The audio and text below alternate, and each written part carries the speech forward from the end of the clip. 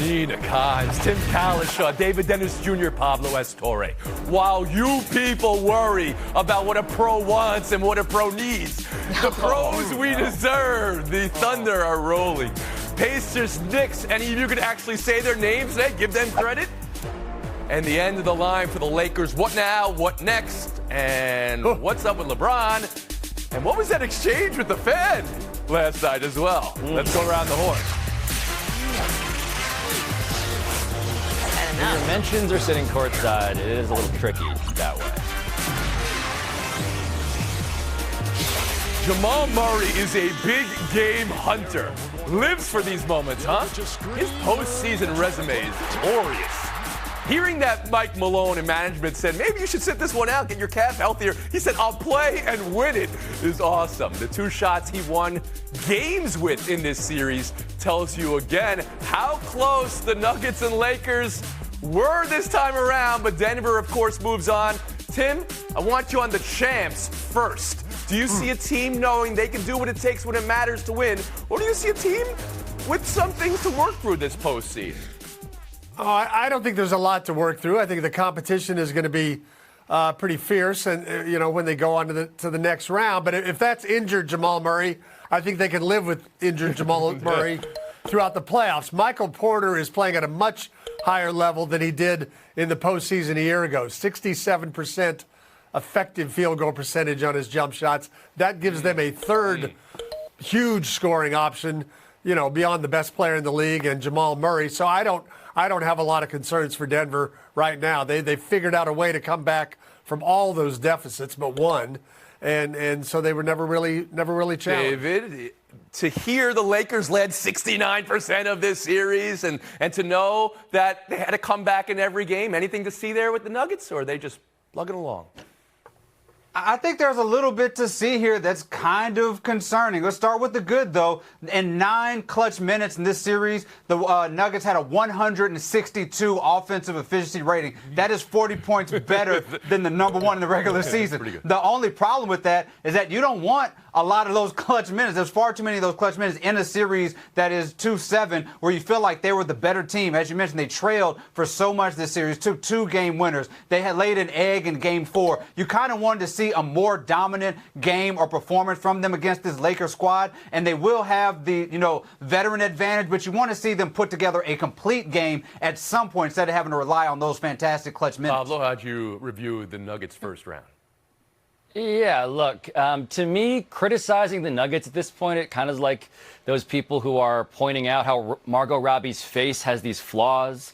Like, run it through this golden ratio, and she's not perfect. It's like they won 4-1, Tony. We can pick nits. We can pick out little things. The point is, you're taking conventionally one of the most popular and best and greatest teams that exists in recent memory and saying, but what if they didn't win 4 games to 1? And to me, I'm just not worried about it. We're picking small little things. Now, Jamal Murray, if I am frustrated on his behalf, it's the fact that he has not been an all-star or an all-NBA player in his career, and yet he does the thing where he turns into Tony Parker at the end, running a 2-man game with Jokic, where it's basically Tony Parker and Tim Duncan.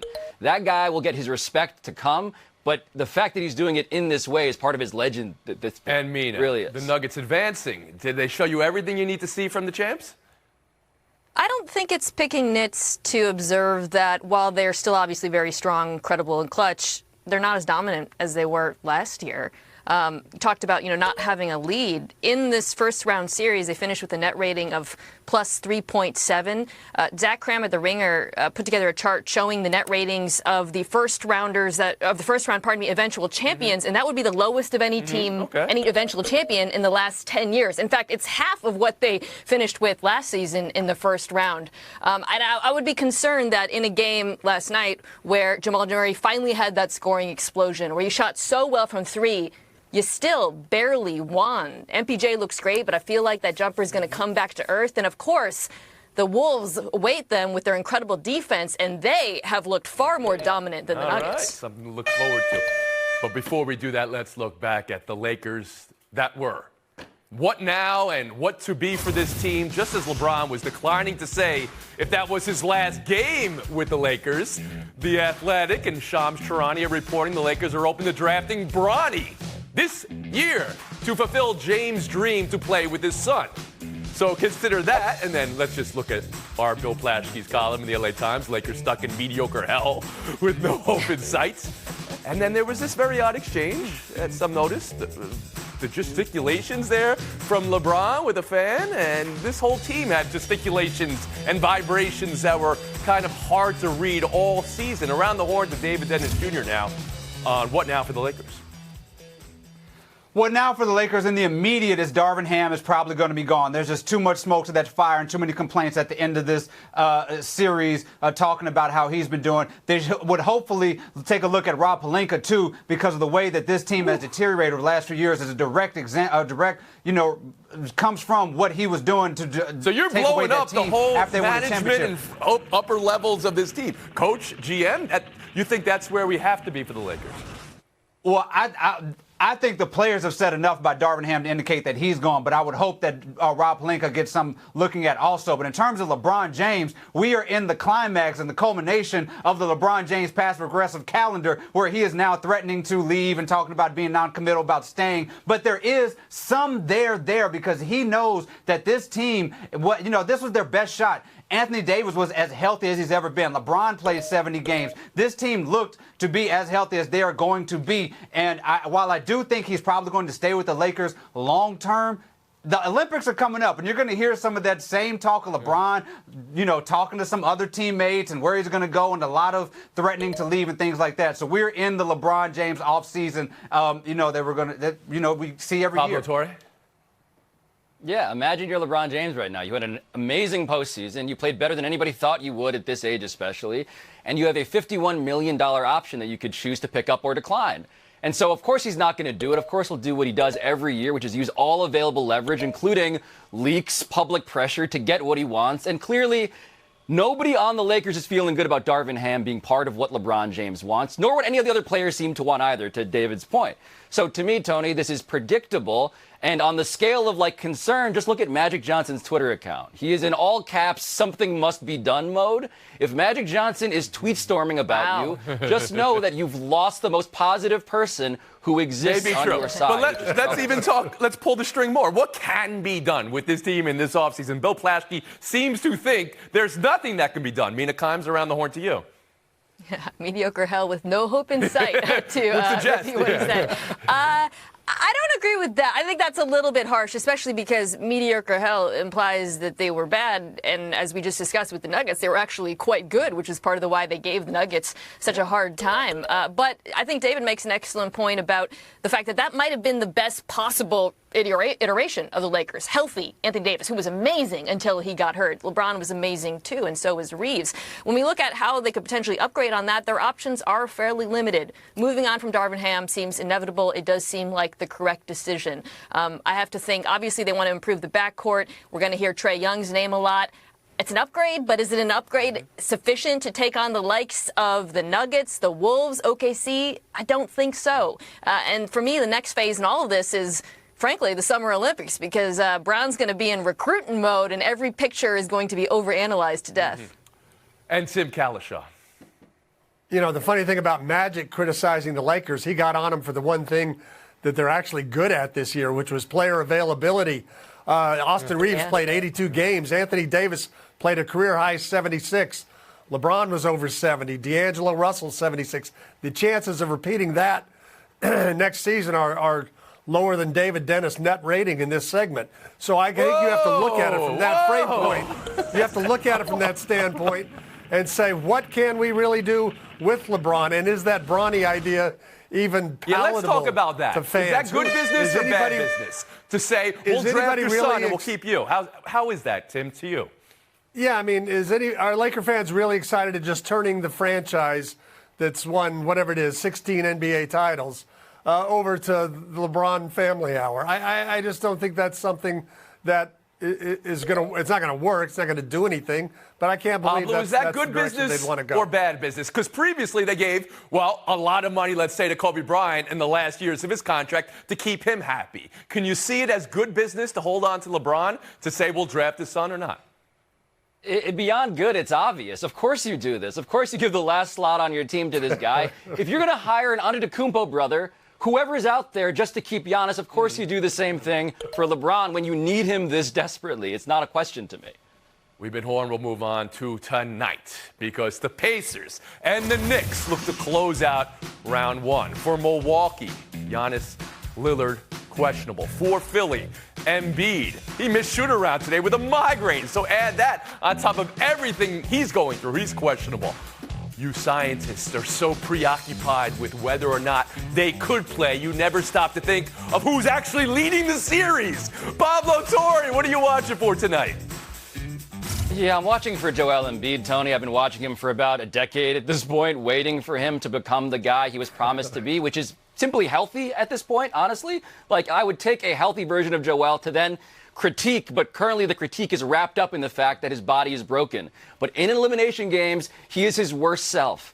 Hasn't won one in 3 straight elimination games. Plays below his mark, 36% from the field, I believe. I've seen him struggle every fourth quarter in this series, and it hurts me to say it, but he doesn't come up big when the pressure is on. And so I'm watching for whether he'll show up literally, and in this case also figuratively.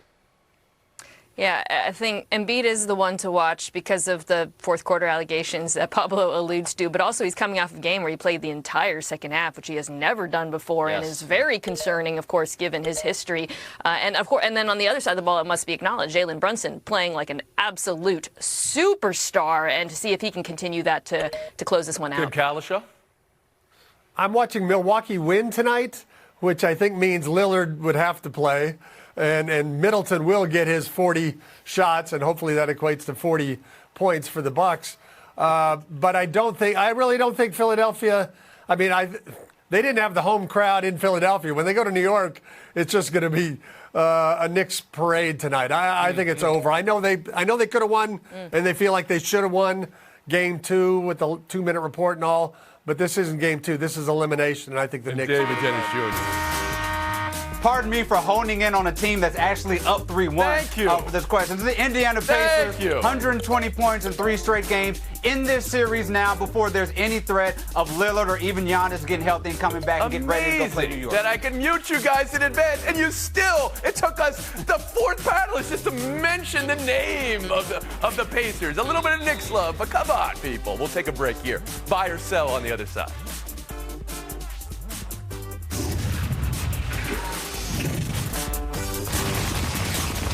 2 goals wiped off the board for goalie interference. You don't see that often. You don't see that often in the playoffs. And you don't see that often in an elimination game. Tampa is run out in the series by Florida in 5.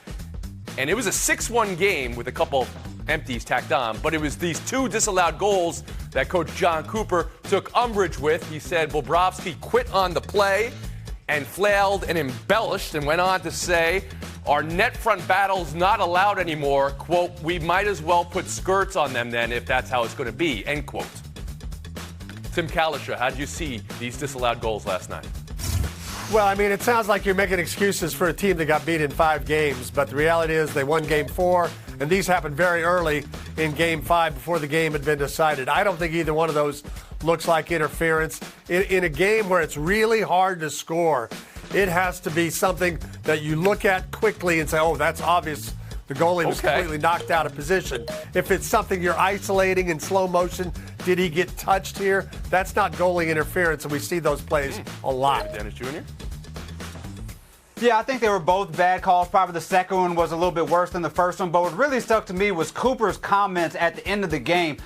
You know, what tells about a character is what you say when you're not feeling your best self and when you're a little upset. And for him to say that you should put skirts on them, again, it's 2024. You have to stop equating, skirts with negativity, with softness, with something that should not be out there on the ice like that. You cannot be saying things like that. This game is a game. Wins and losses happen. But what you say about those situations is what tells me about who you are, and he made a terrible, terrible comment at that moment. Pablo Torre.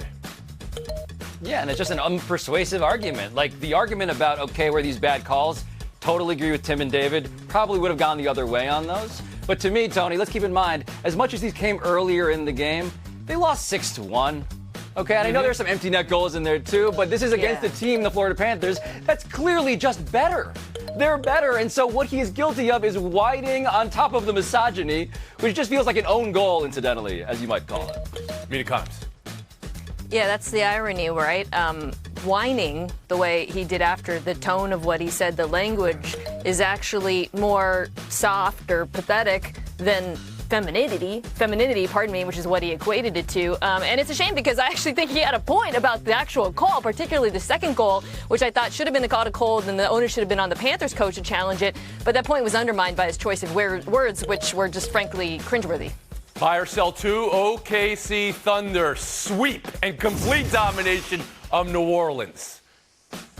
The shot of the team arriving back in Oklahoma and greeted by fans was something you don't see in the pros. Look at this. Maybe it's what a pro wants. Maybe it's what a pro needs. Did the Thunder have the most impressive round one? And what impressed you most around the horn of David Dennis Jr.? I think the Thunder probably had the second most impressive round one. I would say number one would go to Timberwolves for how they shut down that Suns offense. But it's still really, really impressive for a team like this young, to win 4 straight games. You often see those slips where you have one bad night. Even the Nuggets had a bad game where they lost to the Lakers. And the OKC Thunder did not let up on that Pelicans team, did not let them score more than 100 points. Yet, Chet Holmgren, within 5 feet of that basket, only allowed 25% field goal percentage when he was defending. Defensively, this team is on a heater right now. Pablo Torre. Yeah, SGA, Chet, Jalen Williams, who is excellent also. You know how good you gotta be, Tony, to be likable despite having the worst commercial I've seen. I agree with you 100%. It's a remarkable thing to come out of that unscathed and better for it, despite being haunted, all of us collectively, by truly an awful, awful sin. Mina Kimes. Yeah, I'm not. Well, I guess I am mentioning it by not mentioning the commercial that shall not be named. That's the only L that the Thunder have collected over the last week because they were phenomenal, especially given their age and immaturity. Inexperience rather. The fact that they were so good in round one, so complete that they held the Pelicans to under 90 points per game is remarkable. Franchise You record. brought up the word age, and then you said maturity, immaturity, and I understand why. They want it known, while they are the youngest team to ever win a playoff series in the history of the sport, they are not immature. Tim Kalisha, what do you see from these Thunder? Yeah, I missed that. Number one, the commercial's not that bad. Chet's a nice supporting actor in that spot. Number B is they play great defense for a young team. Young players usually aren't great at defense. They play a lot of zone in college. They try not to get in foul trouble in college. This team, over 42 points difference in points off turnovers against New Orleans. They're getting 10 points a night by steals and making plays, and that's going to be a factor moving forward. Here comes that horn, but we have an official ruling to be made. Roll tape. In terms of the most immediate impact on draft night, that's Michael Penix Jr. because something wacky is going to happen on draft night with this kid. Will the Giants, jump up out the window and get him early? Will the Falcons do the same?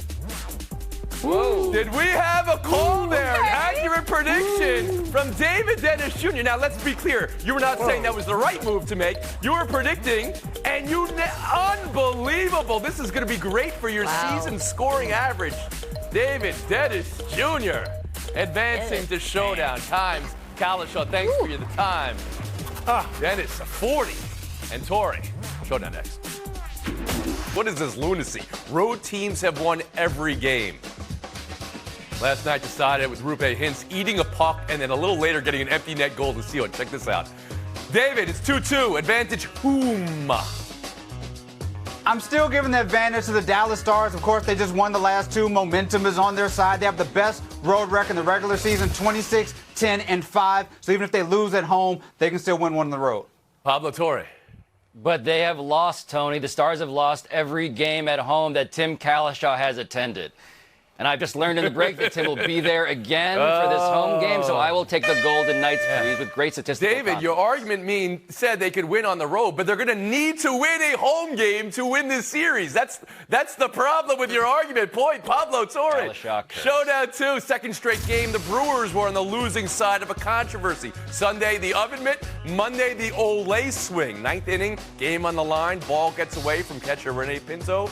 Tying run scored, but Jake Bauers' finished swing hits Pinto's helmet.